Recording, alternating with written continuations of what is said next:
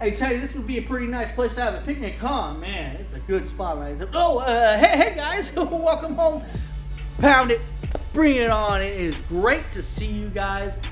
Today is the 10th of July. I hope you guys had an amazing 4th of July.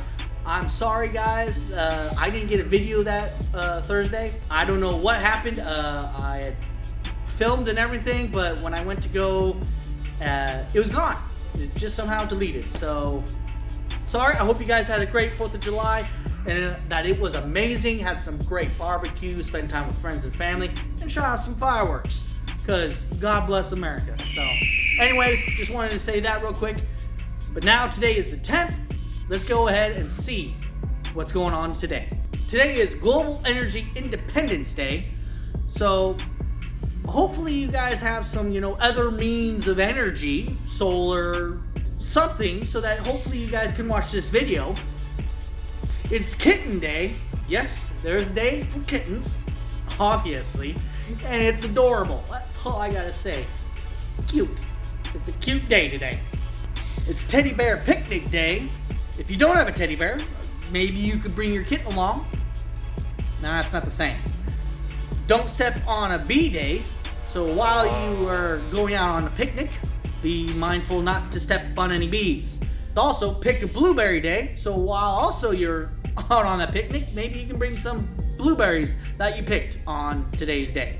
Now, the last one technically isn't a single day. It's actually 6 days long, but today is the actual start of it. It's a festival today that's celebrated in Chile, which is called Fiesta de la Tirana. If you don't know what that is, don't worry, I didn't know as well, but it sounded really cool and made me really realize how bad I am at pronouncing things. But it's a celebration of the Virgin del Carmel, or we may know more as the Virgin Mary. And this is a celebration where people dance, dress up, and of course, eat. Gotta have that, especially Chilean food. And a lot of empanadas filled with beef, raisins, olives. Sounds amazing. They also have this drink which they make, which is made from peaches, a sweet peachy drink, called mote con, forgive me if I butcher this, hueseos. That was really, really bad. I'm sorry. Anyway, what's really cool about this also is the story that is behind this festival day and kind of how it gets its name.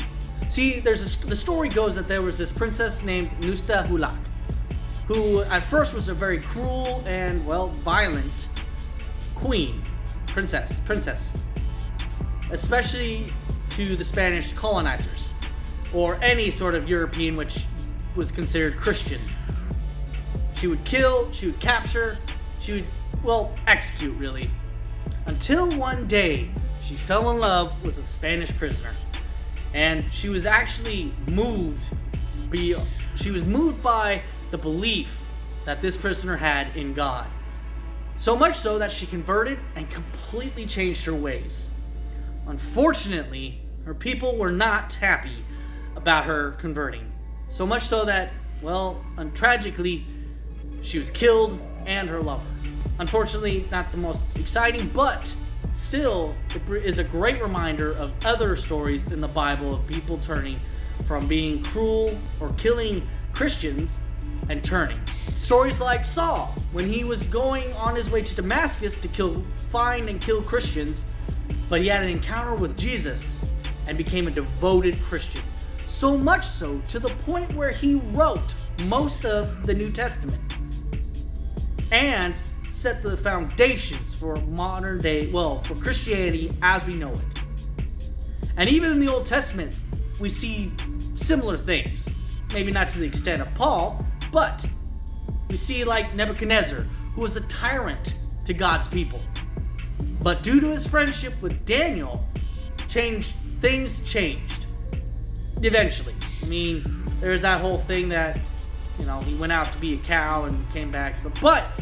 And there's some speculation whether he actually turned to Christianity or not. But the point is because of his friendship with Daniel, He once was a tyrant, but because of his friendship and how he saw Daniel act, and a few things, good warnings really, he became a man who was appreciative of God's people. And then there, of course, also again with Daniel's friendship is King Darius, who through his friendship and because he was so much enthralled with Daniel, he was a very good person to God's chosen people, where they were protected and lived in peace and harmony for a while under the rule of King Darius. I highly recommend that you guys actually go and look at these amazing stories in the Word of God, because of course, well, that's the best way to find them, and I don't really have enough.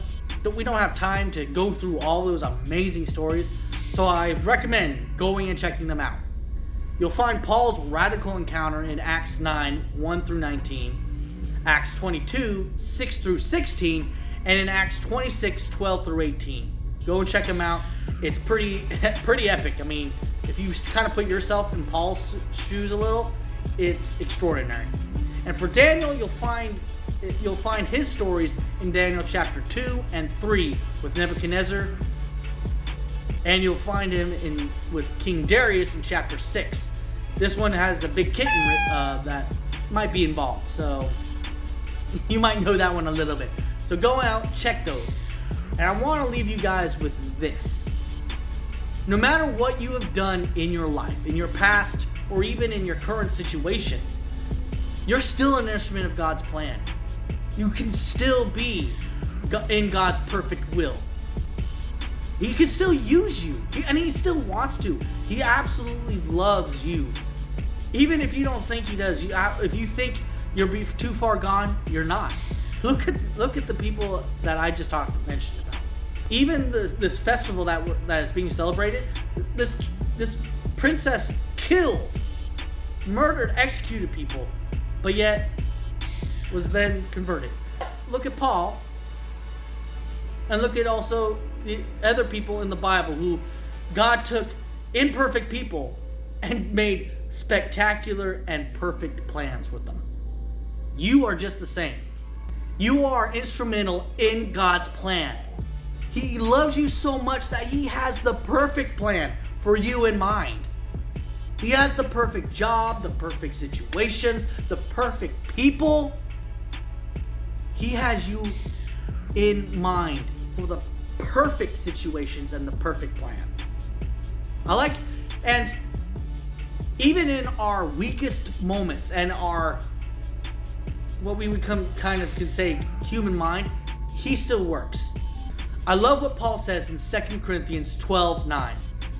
But he said, "My grace is sufficient for you, for my power is made in your weakness.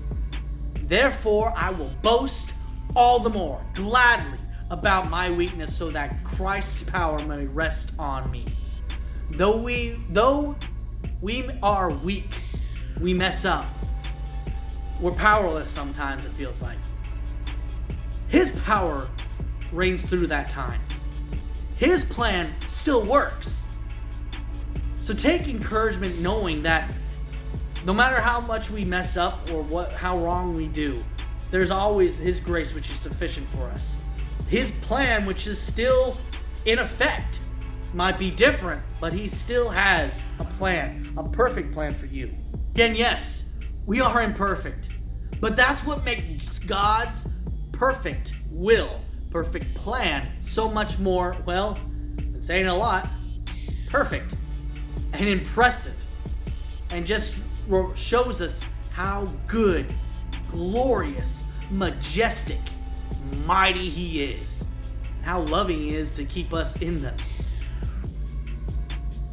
I hope you guys get something out of that.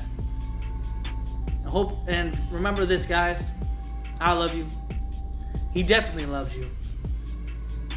You are victorious, and you are the royalty in God's kingdom. And I'll see you in the next video. Later! That'd be a pretty nice place to go picnicking, huh?